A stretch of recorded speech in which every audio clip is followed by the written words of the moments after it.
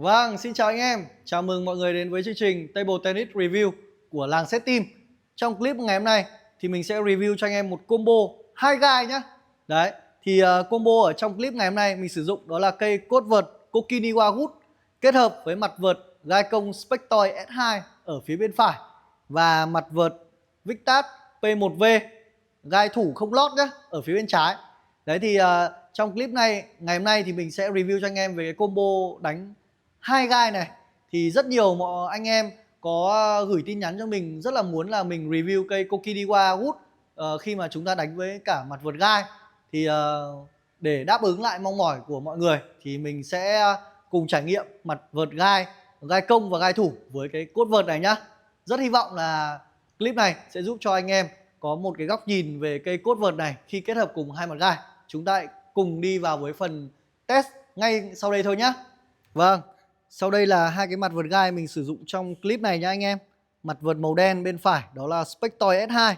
Thì đây là một trong những cái dòng mặt vợt của cái series mặt vợt Spectoid, cái dòng mặt vợt gai công huyền thoại của hãng TSP, và bây giờ là đã gộp về với Victas rồi nhé. Thì anh em có thể thấy đặc điểm của mặt vợt gai này là gai dọc. Đấy, gai dọc.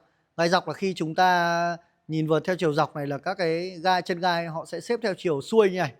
Đấy. Còn mặt phía bên trái này của chúng ta là mặt vợt gai P1V, gai thủ không lót nha anh em. Mặt vợt gắn liền với tên tuổi của rất nhiều các vận động viên gai trên thế giới. Và vừa rồi thì Kim Kun Yong của Triều Tiên sử dụng mặt vợt gai này và đã đoạt được chức vô địch châu Á nhá. Đấy. Ngoài ra thì ngày xưa thì có Jo Se-hook sử dụng P1V này, nhưng mà dưới thương hiệu của TSP nhá anh em. Nhưng mà thực ra TSP với Victas là một ạ. TSP là công ty con của Victas và sau này thì gộp lại dưới tên Victas. Đấy, thì chúng ta có thể thấy là gai thủ thì đa phần là gai ngang nhá mọi người đây. Các chân gai xếp theo chiều ngang này này. Đấy, thì để cho nó tạo cái độ chuội và cái độ lộn xoáy nhiều hơn. Còn gai công thì sẽ có hai dạng, một dạng là gai dọc và gai ngang. Thì cái gai dòng Spectoid này là cái dòng mặt vợt gai nó sẽ là gai dọc anh em nhé. Gai dọc thì nó sẽ cảm giác bóng tạo xoáy nhiều hơn này. Nó sẽ thiên về những cái kỹ thuật cắt xoáy, trả xoáy, đánh gần giống như mặt mút. Còn nếu mà chúng ta muốn đánh những cái mặt vợt gai công mà bóng chuội, khó chịu, chúng ta sẽ nên tìm những cái dòng gai ngang. Thì với Victas thì có một số dòng gai ngang như là 101, 102 hoặc D1, D2 thì mình sẽ review ở trong những clip sau nha anh em. Đấy, thì trong clip này thì mình sẽ giới thiệu về dòng S2 này và mặt vợt gai P1V nhá.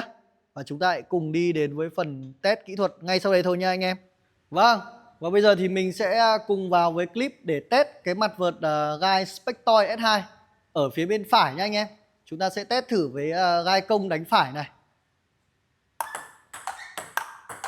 Vâng, cảm giác khi mà mình đánh phải cái mặt vợt này trên cây Kokiniwa Wood này là nó có cảm nhận gần như là chúng ta đang đánh mặt mút ấy. Mặt S2 này cũng khá là dễ đánh. Trong 3 dòng S1, S2, S3 thì mặt S2 này nó là mặt vợt cứng nhất và xoáy nhất ấy. Đấy. Cảm giác đánh tương đối giống mặt mút ấy. Mặt vợt này rất là thích hợp cho những anh em nào mà mới chuyển từ mút sang gai. Đấy, chúng ta chuyển sang đánh gai phải hoặc là đánh gai trái thì có thể trải nghiệm cái mặt này rất là dễ đánh. Đây, mình lùi ra mình giật thử này. Đấy, cảm giác như là khá giống kỹ thuật của mút đấy.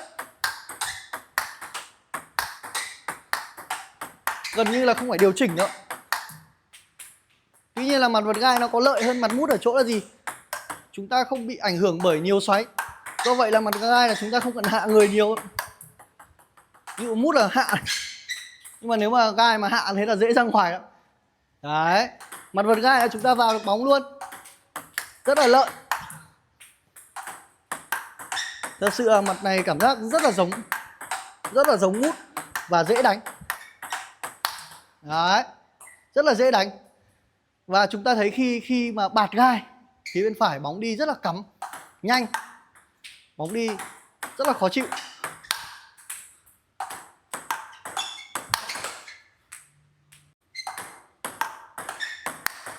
Đấy, anh em có thể thấy là những cái quả bạt gai là những cái quả đặc trưng của mặt vợt gai công phải, là bóng đi chuội khá là nhanh Đấy. Thì chúng ta có thể thấy là cái mặt vợt gai này đánh phải rất là dễ, gần giống mút này. Và chúng ta có thêm một cái quả bạt gai cực kỳ lợi hại. Đấy.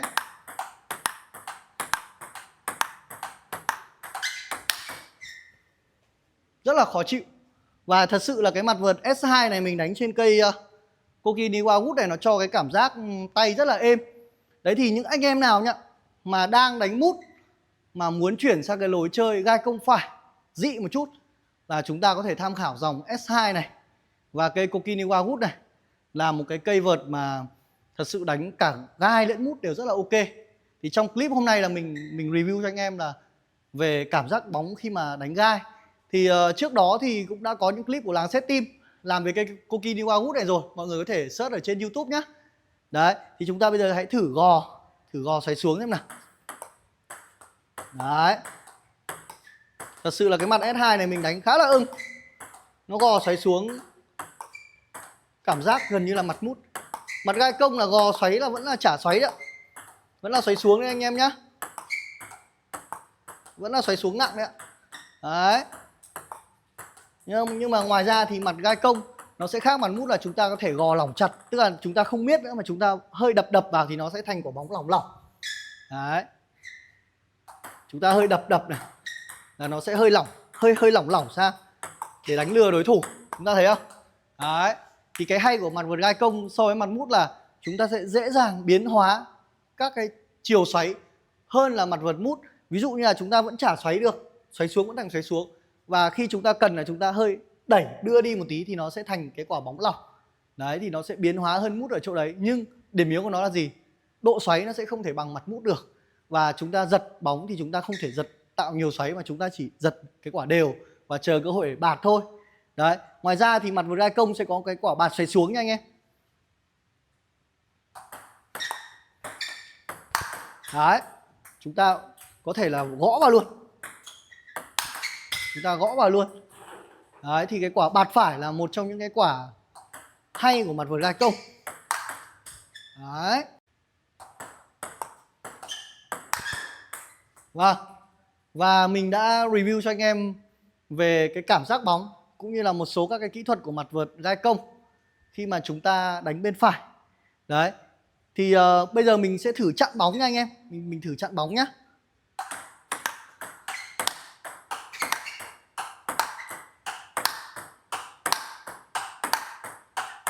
Đấy, con này chặn bóng cũng khá là ổn định đấy ạ. Đấy. Thực sự đây là một cái mặt mà mình có cảm giác đánh nó khá là ưng.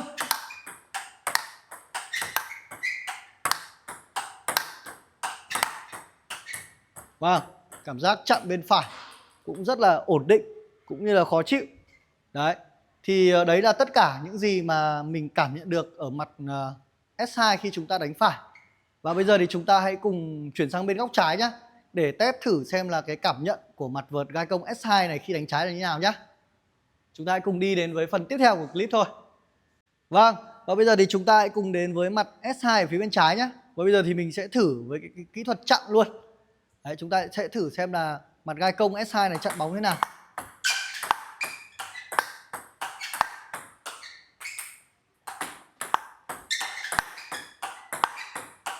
Vâng, chặn trái cũng khá là êm anh em ạ. Chặn trái khá là êm và dễ. Thật sự đây là một mặt gai công đánh rất là ổn định. Chúng ta có thể đánh cho cả trái lẫn phải. Đấy, đấm trái cũng rất là dễ dàng. Đấm trái là một trong những kỹ thuật mà mặt vợt gai công sẽ phát huy tốt khi mà chúng ta có thể phòng thủ được. Nó sẽ tạo bóng chuội. Chúng ta đấm để thay đổi nhịp. Đấm để thay đổi nhịp. Vâng, đấy anh em thấy là mặt S2 này chặn trái khá là hay đấy. Và chúng ta hãy cùng thử với những cái kỹ thuật khác nhé. Vâng, chúng ta có thể thấy là cái mặt S2 này đánh ở phía bên trái khá là nảy và xoáy đấy. Trong cái dòng Spectoy này là cái mặt S2 này là một trong những cái mặt vợt nó cứng nhất, có độ cứng nhất. Và nó rất là dễ đánh cho cả hai bên trái và phải. Đấy, bên trái là chúng ta đôi công theo kiểu tăng xoáy cũng được, rất là êm. Cảm giác đánh trái của con này êm và ổn định. Đấy. Khi mà chúng ta đấm bóng đúng không ạ, chúng ta tăng lực là bóng đi rất là nhanh. Bóng đi rất là nhanh. Tuy nhiên là nó nhiều xoáy, do vậy là cái độ chuội nó sẽ không được cao. Đấy thì những anh em nào mà muốn đánh gai công phía bên trái mà cần cái độ chuội cao ấy, thì chúng ta sẽ có thể là tham khảo những cái dòng mặt vợt gai khác. Ví dụ như là gai S1 hoặc D1, D2 thì nó sẽ chuội hơn. Còn với cái mặt gai Spector S2 này nó sẽ thiên về xoáy. Tức là chúng ta đánh nó cảm giác gần như là mút. Xử lý các cái kỹ thuật mang tính chất ma sát nó sẽ rất là tốt, rất là ổn định. Nhất là những cái kỹ thuật giật hoặc là chúng ta đẩy nhanh. Đấy, bây giờ mình sẽ thử gò nhá anh em.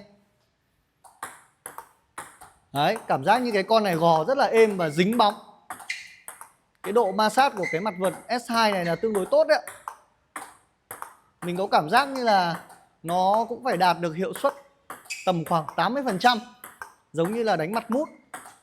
Đấy, cái mặt S2 này nó sẽ thiên về giống mút nhiều hơn. Đấy, chúng ta thực hiện những cái kỹ thuật của gai nó sẽ hơi khó một chút. Nhưng mà những cái kỹ thuật mà ma sát ấy, đấy, anh em đánh những cái kỹ thuật ma sát nó sẽ tốt hơn.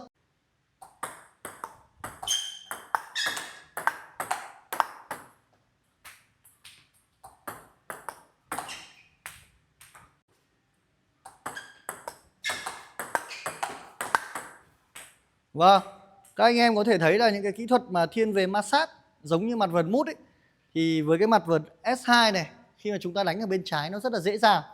Đấy, thì cái mặt vợt S2 này sẽ rất là phù hợp với những cái anh em mà chúng ta muốn đánh mặt gai nhưng mà cảm giác gần giống mút để cho chúng ta dễ cảm nhận. Thì phía bên trái nó đánh rất là dễ. Cộng với là cái cây vợt Kokinawa Wood này, cái cảm giác của nó rất là êm. Nó là một cây vợt thuần gỗ. Do vậy là cái cảm giác phía bên trái của chúng ta nó sẽ rất là êm ái và rất là dễ chơi. Đấy thì trên đây là cái cảm nhận của mình khi mà đánh cái mặt vợt S2 ở phía mặt bên trái nhá. Thì bây giờ thì chúng ta sẽ cùng test thử cái mặt vợt gai thủ, mặt vợt chính mà sẽ sử dụng ở bên trái với cái combo cùng với cây Kokinawa Wood này nhá. Vâng, cảm giác như là cái mặt gai thủ khi mà lắp ở trên cây Kokinawa Wood này rất là dễ chơi. Đấy. Khi mà chúng ta lắp gai ở trên những cái cốt vợt thuần gỗ ấy, nó sẽ rất là êm tay. Những cái kỹ thuật xử lý của gai trên cây vợt này rất là êm ái. Chúng ta thấy là quả hất này bóng đi khá là chuội. Đấy, hoặc là chúng ta chop lock này. Chop lock này, bóng sang tương đối là nặng. Đấy, hất này.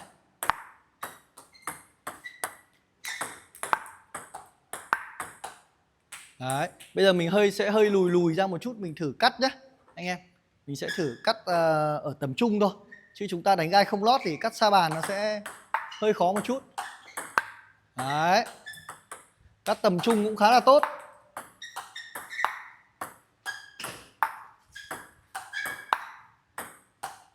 Rất là dễ đánh ấy. Mọi người lưu ý là mặt gai không lót là chúng ta cắt là nó sẽ hơi bềnh bềnh một tí, nó sẽ không thể nào êm được như là gai có lót đâu. Anh em nào mà thiên về cái lối lùi ra cắt sa bàn thì chúng ta nên đánh mặt gai thủ với lót ít nhất là từ 0,5 cho đến 1 ly hoặc là 1,5 ly. Và thực ra là nếu mà cái độ dày tối ưu cho lối lùi ấy là tầm 1 ly thì mọi người sẽ dễ kiểm soát hơn. Chứ còn nếu chúng ta đánh không lót này mà cắt thì nó sẽ hơi bềnh. Đấy, thực sự khi mà lùi ra cắt này thì nó cũng không phải là tối ưu lắm đâu. Đấy. Nhưng mà tuy nhiên chúng ta thấy là bóng sang khá là nặng. Đây, bóng rất là nặng đấy. Đấy, bóng mặc dù cao nhưng rất xoáy. Đấy, điểm yếu nó là cao thôi. Đấy, và ngoài ra thì trong những cái clip trước mình đã chia sẻ với anh em ấy, thì cái mặt vợt P1V này nó là một mặt vợt gai có ma sát. Do vậy là nó có thể trả xoáy. Ví dụ chúng ta có thể vẩy xoáy lên này. Đấy, nó hoàn toàn vẫn là xoáy lên. Nó hoàn toàn là chúng ta trả được xoáy lên và đôi công với cả người đánh mút bình thường. Đấy. Tuy nhiên là cái kỹ thuật này thì anh em phải có cái cảm giác bóng tốt một chút và cũng phải có cái thời gian chơi gai cũng là tương đối lâu rồi. chúng ta cái cảm giác cổ tay trong cái việc xử lý cái kỹ thuật này nó rất là quan trọng. Chúng ta phải bắn được lực cổ tay và cảm giác miết vào bóng. Đấy, cảm giác chúng ta phải miết quả bóng rất là nhiều, bởi vì đây là mặt vợt gai thủ mà, gai thủ lại còn không lót, do vậy là cái độ ma sát nó không được nhiều. Đấy, đây mình miết thử lên này, chúng ta có thể thấy là bên kia là họ thậm chí còn bung ra ngoài. Đấy, miết này, miết này. Đấy, hoàn toàn anh em có thể biến hóa lúc miết lúc cắt này. Đấy, miết này, miết lên, miết về phía trước. Đấy, thì nếu mà anh em nào mà yêu thích cái kỹ thuật này có thể nhắn tin cho mình và mình sẽ giải đáp, cũng như là giúp cho anh em có thể cảm nhận được. Và trong thời gian tới thì mình sẽ cố gắng làm cái clip chia sẻ về các cái kỹ thuật gai thì mang tính chất là chả xoáy như này. Đấy, hoặc là chúng ta có thể gò thành xoáy xuống đơn giản. Đấy, với kỹ thuật gò này mọi người nhớ này, những kỹ thuật chả xoáy của gai là chúng ta phải rào cổ tay rất là nhiều. Đấy, bóng sang vẫn nặng bình thường. Đấy, bóng sang vẫn nặng bình thường. Nếu mà chúng ta không vào cổ tay, chúng ta trả tới này là nó lộn này, thấy chưa? Đấy, thì đấy là cái đặc điểm hay của cái mặt vợt gai có ma sát. Đấy, thì khi mà mặt vợt P1V này kết hợp trên cây cốt Kokiniwa Wood này, nó cho một cái cảm giác bóng rất là tối ưu, giúp cho mọi người dễ dàng cảm nhận và xử lý các cái kỹ thuật của gai. Và một số những cái kỹ thuật nâng cao như mình vừa đánh vừa rồi, đó là những cái kỹ thuật mang tính chất chả xoáy. Đấy, thì trên đây là toàn bộ những cái cảm nhận của mình khi mà đánh mặt vợt gai P1V ở phía bên trái nhá. Thì kết luận lại, với cái combo Kokiniwa Wood này, nó rất là phù hợp cho những anh em mà muốn chơi lối gai ôm bàn, thậm chí là hai mặt gai. Trong clip này là mình dùng hai mặt gai đấy ạ. Đấy, hai mặt gai, một mặt gai công bên phải và một mặt gai thủ bên trái, thì nó rất phù hợp cho lối chơi như vậy. Còn đâu nếu những anh em mà muốn lùi ra một chút thì chúng ta sẽ cần là cái mặt vợt gai thủ nó có lót, và chúng ta sẽ chơi những cái dòng cốt chuyên biệt hơn. Thì ở Làng Set Shop có đầy đủ tất cả những cái dòng cốt chuyên để đánh gai. Và hy vọng là với những cái chia sẻ vừa rồi của mình thì anh em có phần nào sẽ hình dung được cái cảm giác bóng khi mà chúng ta đánh ở trên cây cốt Kokiniwa Wood này nhá. Và cây cốt vợt cũng như là hai mặt vợt này thì cũng luôn luôn có sẵn hàng.